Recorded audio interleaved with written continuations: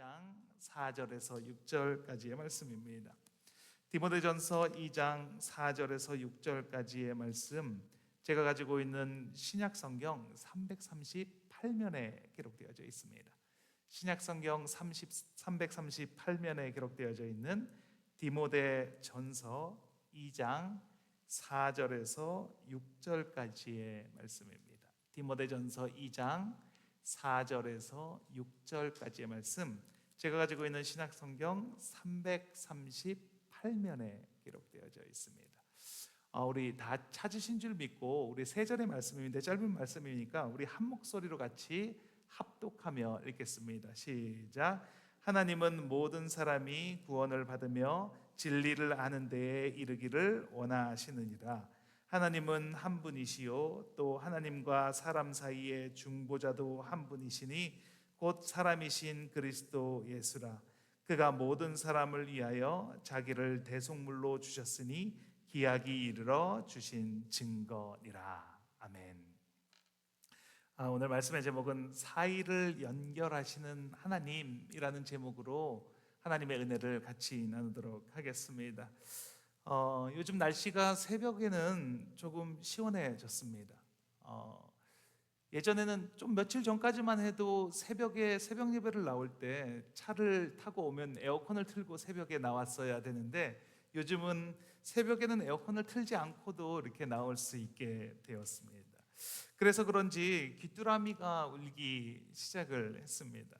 한여름에는 들리지 않았는데 가을로 접어들면서 귀뚜라미 우는 소리가 들려오고 있습니다.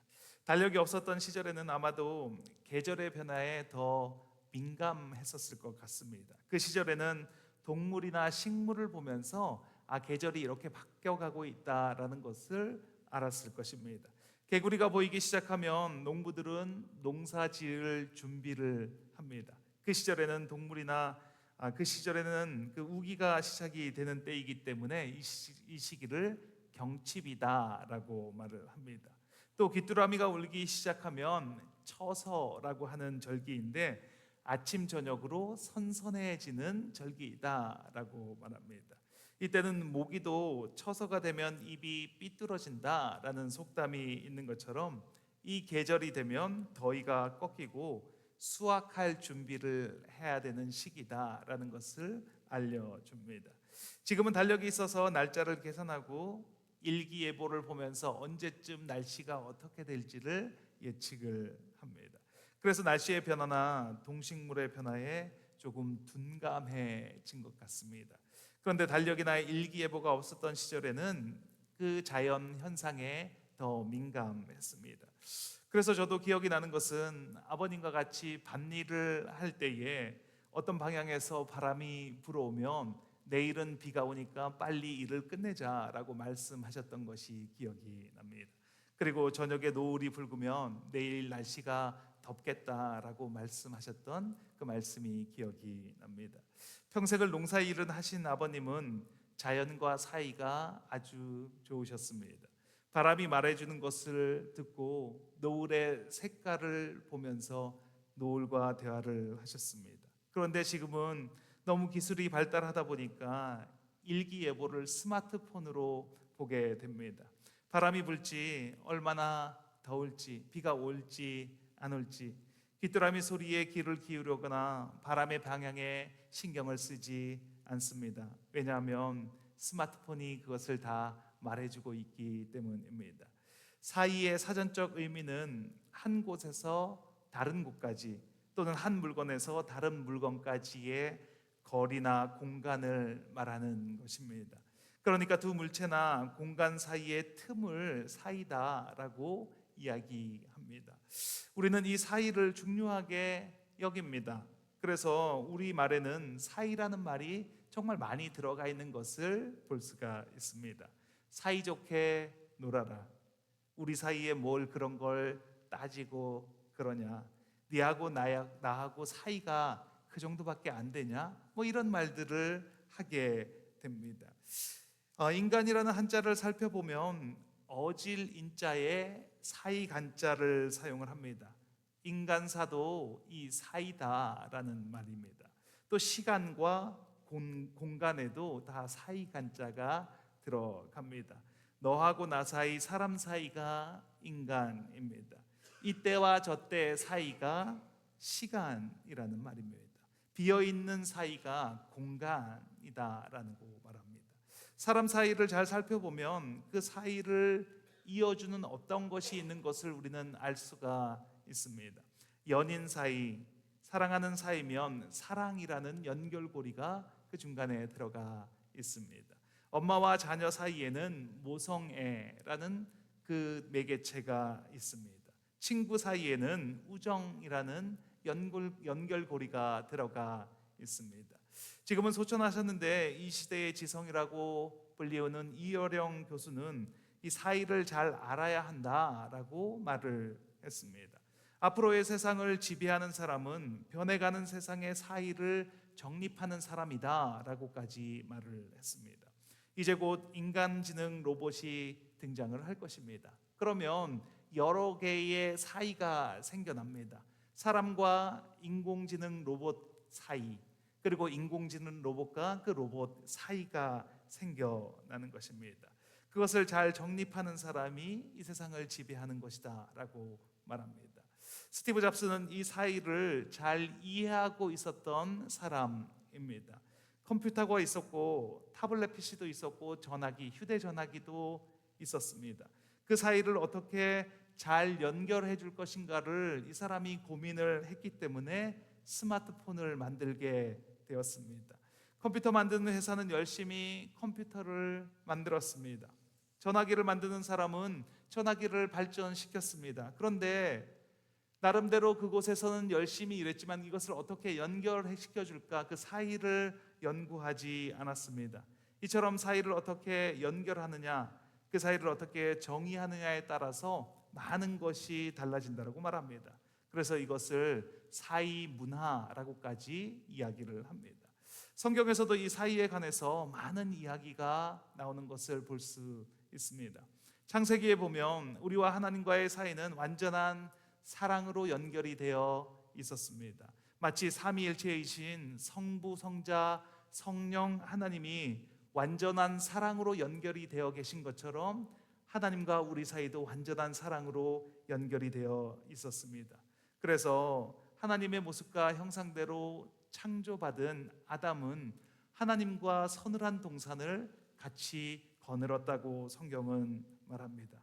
그리고 하나님께서 주신 것들을 누렸다라고 성경은 말합니다. 그런데 인간과 하나님 사이에 죄가 들어오게 되었습니다. 그 사이에 죄가 끼어 들어왔습니다. 인간과 하나님 사이에 죄가 끼어 들어오면서 하나님과 인간 사이는 단절이 되었습니다. 하나님과 인간 사이에 문제가 생겼습니다. 이제는 그 사이가 완전한 사랑으로 연결되어 있지 않습니다. 그런데 사랑이신 하나님께서는 계속 인간과의 사이를 유지하고 싶어 하십니다. 언약을 맺으시고 그 언약을 통해서 사이를 연결해 가십니다. 계명과 율법을 주시고 그 계명과 율법을 통해서 인간과 관계를 연결해 가십니다. 노아의 홍수 때에 하나님께서 세상을 심판하시고 노아와 언약을 세웁니다. 창세기 9장 13절 말씀입니다. 같이 한번 읽겠습니다.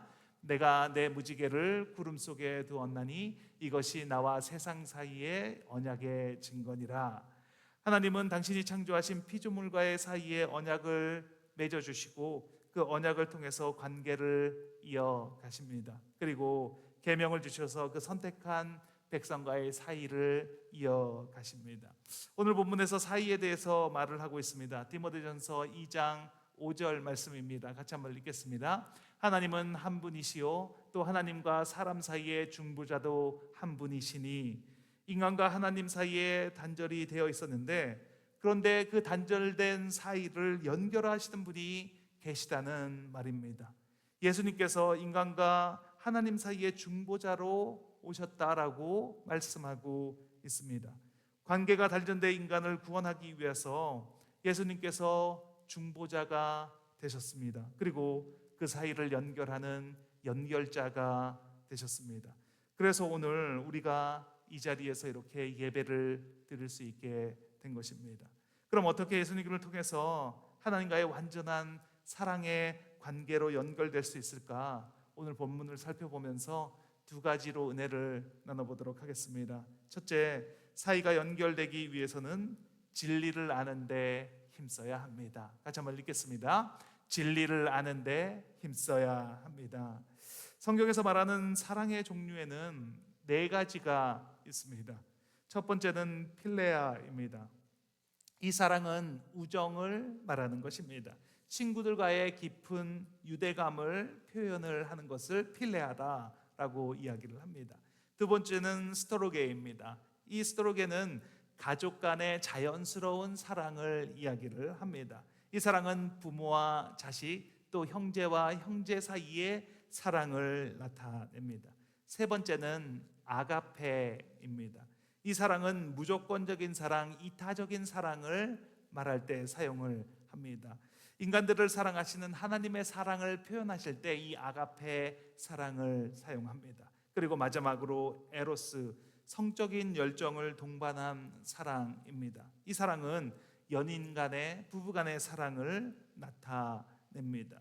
고대 그리스 철학자 아리스토텔레스는 인간과 신 이 사이에는 필레오의 사랑은 존재할 수 없다라고 그렇게 정의를 했습니다. 왜냐하면 신과 인간은 공통점이 없기 때문이다라고 그렇게 말을 했습니다.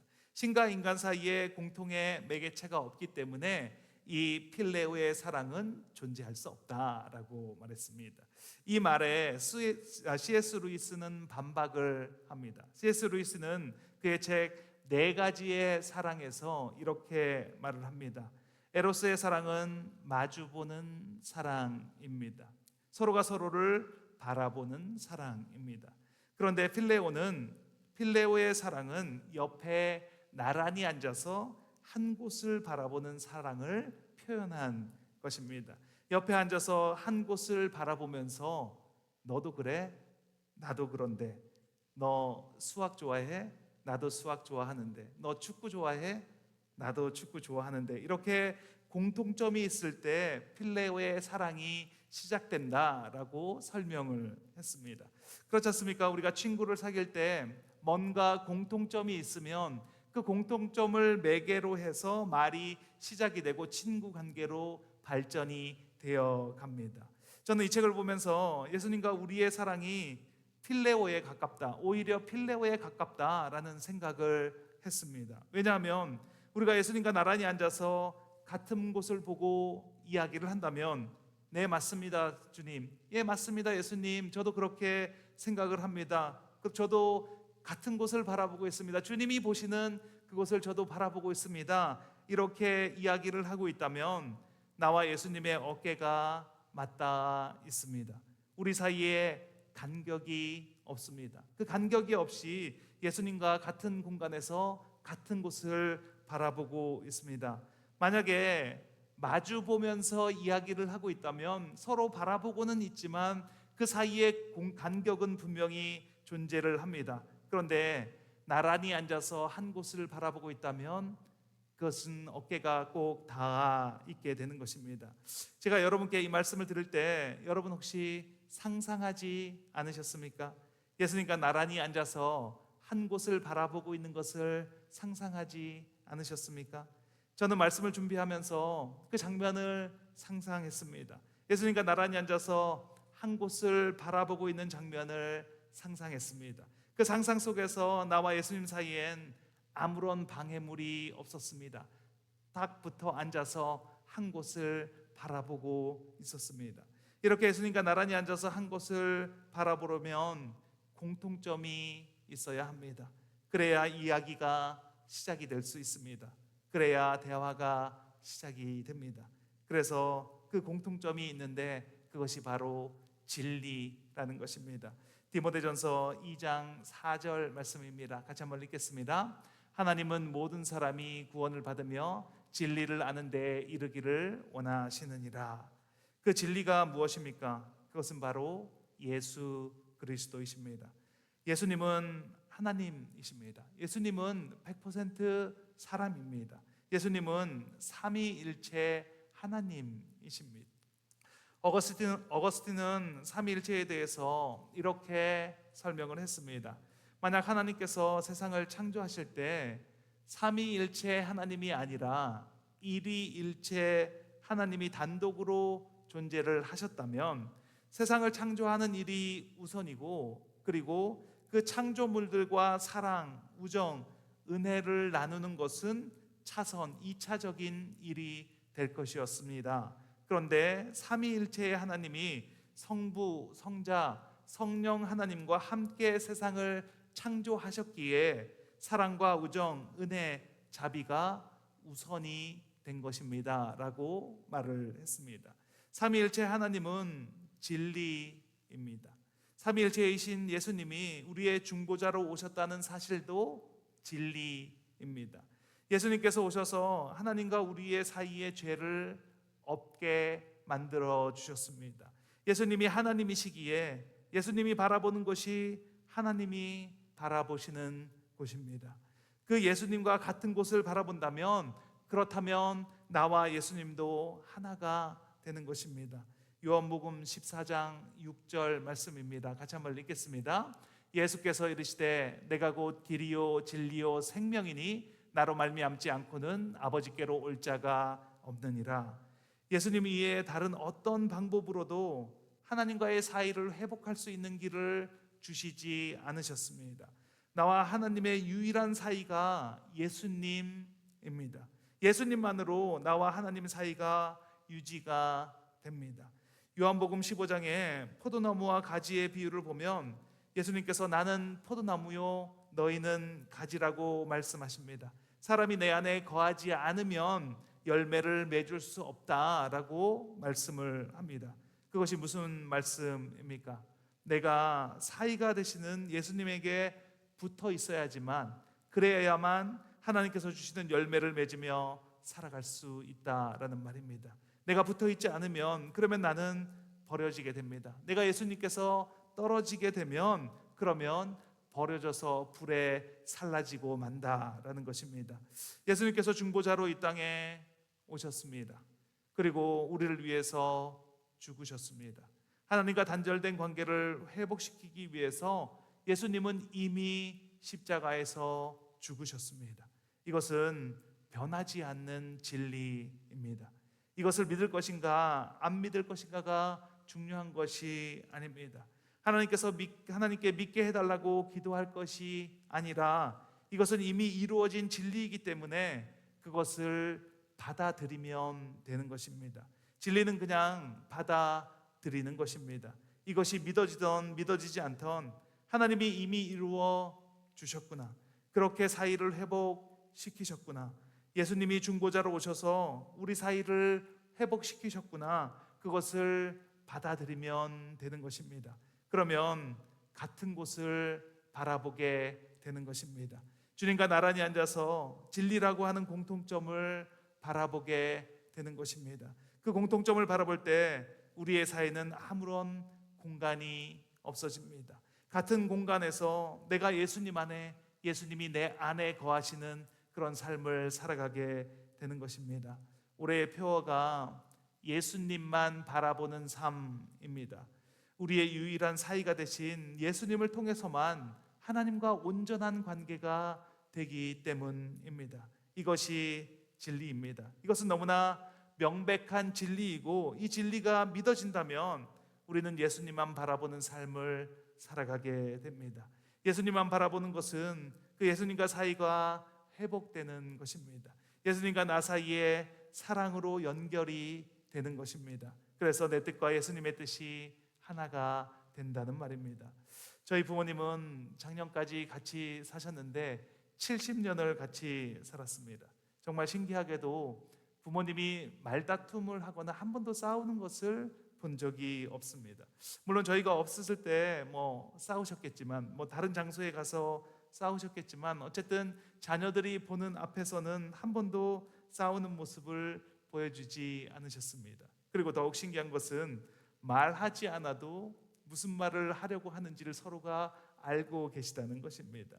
제가 미국으로 유학을 간다고 부모님께 말씀을 드렸는데 아버지께서 말씀을 안 하시고 헛기침만 이렇게 하셨는데 어머님이 그게 무슨 말씀인지 알고 계셨습니다.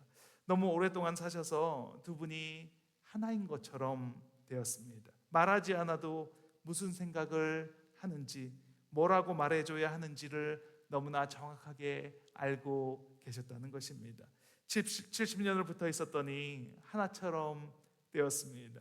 예수님과의 사이는 포도나무에 붙어 있는 가지처럼 계속 붙어 있어야 합니다. 그렇게 붙어 있는 게 당연할 정도로 계속 붙어 있어야 합니다. 그렇게 하기 위해서는 예수님만 바라봐야 합니다. 다른 데 눈을 돌리고 다른 곳에 신경을 돌리면 그러면 온전하게 붙어 있지 못합니다. 진리는 오직 한 길 뿐입니다.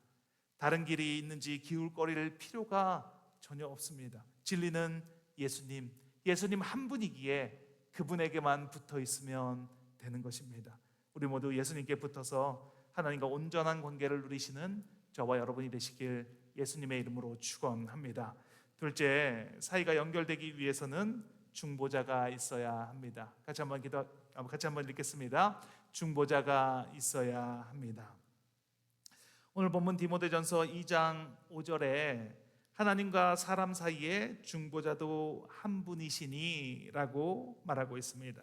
중보자의 중등성을 우리는 직간접적으로 체험하면서 살아가고 있습니다. 중보기도의 능력으로 병에 고침을 받은 분들도 계십니다. 또 어떤 분들은 중보기도의 힘으로 아주 어려운 일을 잘 해결했다라는 그런 간증들도 많이 있습니다. 이 중보기도의 능력이 있는 것은 기도하는 사람이 사이의 역할을 하기 때문입니다. 환우가 있습니다. 그분을 위해서 하나님께 기도를 합니다. 저 환우를 위해서 기도합니다. 저 환우를 살려주십시오. 저 병을 치유하여 주십시오. 이렇게 기도를 한다면 그 기도하는 사람이 환우와 하나님과의 관계를 연결시켜주는 역할을 하고 있는 것입니다. 기도하는 사람을 통해서 하나님과의 사이가 메워져 가고 있다라는 것입니다. 그 사이에 능력이 있습니다. 그 사이에는 어떤 이기심도 교만함도 없습니다. 그 사이의 본분은 연결입니다. 그렇게 우리를 위해서 중보하시는 분이 바로 예수님입니다. 우리와 하나님 사이를 연결하는 연결점, 그분이 바로 우리의 중보자 되시는 예수님이라는 것입니다. 우리가 사랑을 한다면 사이에서 사랑을 하는 것입니다. 부부 사이도 연인 사이도 서로 사랑을 하는데, 그런데 우리가 사랑에 대해서 오해하는 것이 있는데, 사랑이 내 안에 있는 것을 주는 것이 사랑이다라고 생각을 합니다.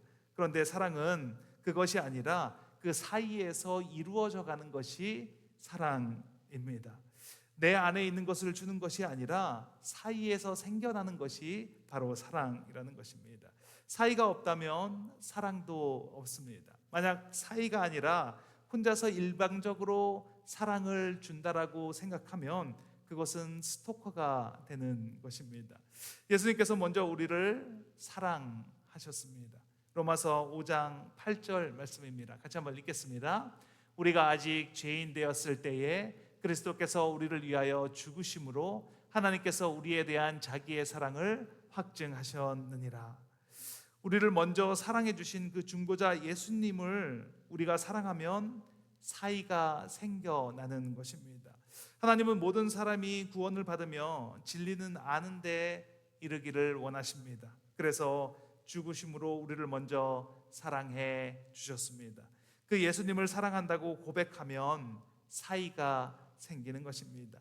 요한복음 17장에 예수님이 중보기도 하시는 장면이 나옵니다. 그때 예수님은 사람들을 아버지의 것이라고 합니다. 내가 그들을 구원하였고 내가 목숨을 버렸으니 그들은 내 것입니다. 이렇게 말씀하시지 않으시고 아버지의 것입니다 라고 기도를 합니다. 요한복음 17장 9절입니다. 같이 읽겠습니다. 그들은 아버지의 것이로소이다. 또 우리는 아버지의 말씀을 지키지 못했는데 우리가 아버지의 말씀을 지켰다라고 예수님께서 중보하고 계십니다. 요한복음 17장 6절 말씀입니다. 같이 읽겠습니다. 그들은 아버지의 말씀을 지키었나이다. 왜 이렇게 말씀을 하시는 겁니까? 그래야 아들이 아버지와 연결되기 때문입니다. 그것을 위해서 예수님께서 이 땅에 오셨으니까, 그래서 그렇게 아버지께 기도를 하시는 것입니다. 예수님이 왜 그렇게 기도하시는지 요한복음 17장 11절에 말씀하고 있습니다. 같이 한번 읽겠습니다. 아버지의 이름으로 그들을 보존하사 우리와 같이 그들도 하나가 되게 하옵소서. 이들도 온전한 사랑으로 연결되게 하여 주십시오. 이렇게 기도하시고 십자가에서 죽으셨습니다. 중보자는 무엇입니까? 연결시키는 사람입니다. 사이를 연결하는 것을 중보다라고 말합니다. 하나님과 사이를 연결시키려 중보자로 예수님께서 오셨습니다. 그 예수님이 사이의 역할을 감당하셨습니다. 이동원 목사님의 간증을 듣는데 이런 간증을 하셨습니다. 중보기도에 관한 간증을 하신 것입니다. 목사님이 워싱턴에서 사역을 하실 때에 그 교회를 묻지도 따지지도 않고 섬기시는 장로님과 권사님 부부가 있었다랍니다. 이 두 부부는 다 의사셨는데 남편인 장로님만 계속 의사생활을 하시고 부인이신 권사님은 의사생활을 그만두시고 전적으로 교회만 섬기셨다라고 합니다. 그런데 어느 날 밤 11시에 전화를 받았습니다. 남편 장로님이 전화인데 이렇게 전화를 하시는 겁니다. 목사님, 지금 바로 기도 좀 해주십시오. 제 아내가 심장 바이패스 수술을 하는데 피가 멈추지가 않습니다. 이렇게 울먹이면서 전화를 하셨다는 겁니다. 그래서 목사님이 혼자만 기도할 것이 아니라 같이 누군가와 같이 기도해야 되겠다라는 생각이 드셨습니다. 그래서 누가 기도를 같이 할 수 있을까 생각을 하시다가 두 분께 전화를 드렸습니다. 장로님과 집사님에게 전화를 걸었습니다. 그렇게 기도 부탁을 하고 목사님은 사모님과 함께 차를 타고 얼른 병원으로 쫓아갔습니다. 그리고 병원을 들어섰는데 그 장로님이 나오시면서 환한 미소를 지으시면서 할렐루야 목사님, 피가 멈췄습니다. 피가 멈춰졌습니다. 이러면서 나오더라는 것입니다. 그리고 알고 봤더니 그 두 분께 전화를 드렸는데 그 두 분이 다른 분들께 전화를 드려서 그 시간에 10명이서 함께 기도를 하고 있었다는 것을 알게 되었다는 것입니다. 중보는 이 10명이 하나님과 온전한 관계를 이루어 가는 것입니다. 물론 권사님의 병을 고치신 분도 하나님이시지만 그 권사님의 어려움을 통해서 하나님과 온전한 관계를 이루어 가시는 것, 이것이 바로 중보입니다. 우리와 같이 그들도 하나가 되게 하옵소서. 우리와 같이 그들도 하나가 되게 하옵소서.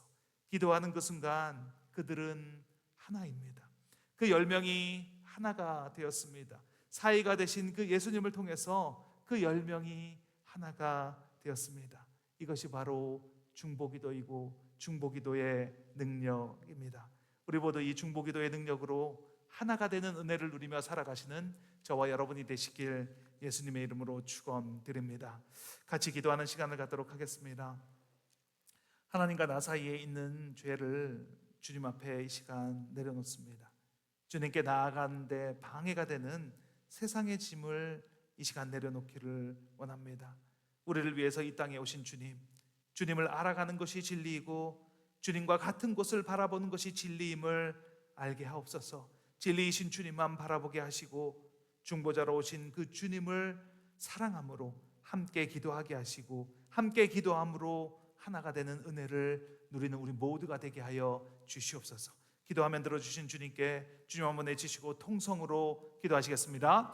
주여, 하나님 감사합니다. 하나님 이 시간 하나님을 알아가는 시간이 되게 하여 주시니 감사합니다. 하나님께서 예수 그리스도를 이 땅 가운데 보내주신 이유가 무엇이고 그 뜻이 무엇인지를 온전하게 알아가는 시간이 되게 하여 주시니 감사합니다. 중보자로 우리 가운데 오신 하나님과 우리 사이에 오신 그 예수 그리스도를 바라봄으로 예수 그리스도와 한 곳을 바라봄으로 말미암아 그 하나님과 하나 되는 그런 귀하고 복된 은혜가 그 은혜가 누려지는 우리 모두가 되게 하여 주시니 감사합니다. 내가 지금 어떠한 삶을 살아가고 있는지 있는지 돌아보게 하시고, 내가 세상으로 향해 있던 그 마음들을 온전하게 주님 앞에 내려놓고 예수 그리스도 대신 우리의 중보자 되신 예수 그리스도와 함께 나아감으로 한 곳을 바라봄으로 말미암아 하나님과 동행하는 그 삼위일체이신 하나님과 온전한 관계를 누리는 우리 모두가 될 수 있도록 하나님 축복하여 주시옵소서. 중보자로 오신 주님, 그 주님을 사랑함으로 함께 기도하는 우리가 되게 하여 주시니 감사합니다. 우리가 중보 기도하고 나아갈 때, 우리가 하나님께 중보 기도하고 나아갈 때 우리가 하나 되는 것을 경험하게 하여 주시고, 우리가 중보자로서의 삶을 온전하게 살아내는 우리 모두가 될 수 있도록, 우리가 중보할 때 하나님과 하나 되는 것을 경험함으로 말미암아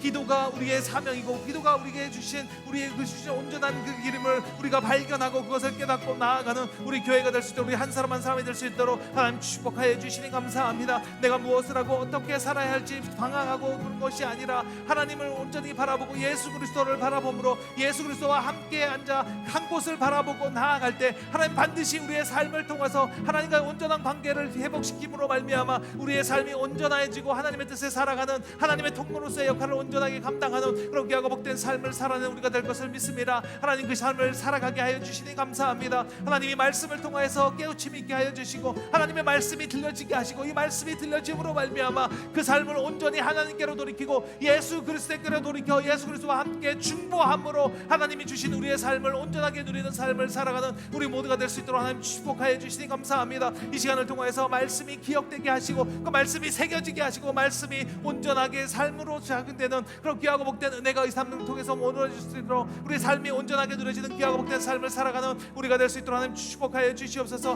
하나님 감사합니다. 이 시간을 통해서 온전하게 하나님을 누리게 하여 주시니 감사합니다. 하나님의 중보자로 오신 것이 온전하게 경험되어지게 하시고, 그것이 온전하게 믿어지는 귀하고 복된 삶을 살아가는 우리 모두가 될 수 있도록 하나님 축복하여 주시니 감사합니다. 하나님 역사해 주시니 감사합니다. 하나님 감사합니다. 이 시간을 통해 주님께 온전히 삶을 드립니다. 주님 온전히 맡아주시니 감사합니다. 감사합니다. 역사해 주시니 감사합니다. 아픈 곳이 있으시면 아픈 곳 위에 손을 얹으시고, 간절한 기도 제목 소원이 있으시면 가슴 위에 손을 얹고 함께 기도하겠습니다. 하나님 감사합니다. 우리를 위해서 이 땅에 오신 주님, 그 사랑으로 하나님과 온전한 관계를 회복되게 하여 주시니 감사합니다. 진리이신 주님을 받아들이는 은혜가 있게 하시고, 주님이 그렇게 하셨던 것처럼 이 사이를 연결하는 삶을 살아가게 하옵소서. 진리로 하나 되게 하시고, 예수님만 바라보게 하시고, 중보하는 기쁨으로 하나 되는 우리가 되게 하여 주시옵소서. 말할 수 없는 탄식으로 우리를 위해 기도하시는 성령님, 그 기도로 온전한 사랑의 관계로 회복되는 은혜 있게 하여 주시옵소서. 이곳에 하나님의 나라가 임했음을 선포합니다. 하나님 나라의 주인은 예수 그리스도이십니다. 나사렛 예수 그리스도의 이름으로 명하노니 육신의 질병이 깨끗하게 되었음을 선포합니다. 이는 선지자 이사야로 하신 말씀에 우리의 연약한 것을 친히 담당하시고 병을 짊어지셨도다 함을 이루려 하심이더라. 머리끝부터 발끝까지 예수 그리스도의 정결한 보혈의 피를 뿌리고 바르고 덮습니다. 암세포를 깨끗하게 소멸하시니 감사합니다. 당뇨병이 치유되게 하시니 감사합니다. 고혈압이 깨끗하게 치유되었음을 선포합니다. 아픈 다리가 온전하게 회복되게 하시고 시력이 회복되는 은혜 있게 하여 주시옵소서. 코로나를 넉넉히 이기는 체력을 허락하여 주시옵소서. 소원과 기도 제목을 가지고 손을 얹었습니다. 불안한 마음, 억울한 마음, 분한 마음, 두려운 마음이 떠나갔습니다. 용서하지 못하게 하는 마음이 사라졌음을 선포합니다. 사랑으로 행하지 못하게 하는 더러운 영, 지금 이 시간 묶음을 놓고 떠나갈지어다. 예수 그리스도의 권세가 믿어지게 하시고 입으로 선포하게 하시고 그 이루어진 것이 그려지게 하시고 그 삶을 살아가게 하옵소서. 예수님 이제 곧 오십니다. 다시 오시겠다고 약속하신 주님, 그 주님을 바라보는 삶을 살아가게 하시고, 주님 다시 오실 때 부활하여서 영생을 누리는 삶을 살아가는 것이 믿어지는 삶을 살아가게 하옵소서. 감사드리며 예수 그리스도의 이름으로 기도합니다. 아멘.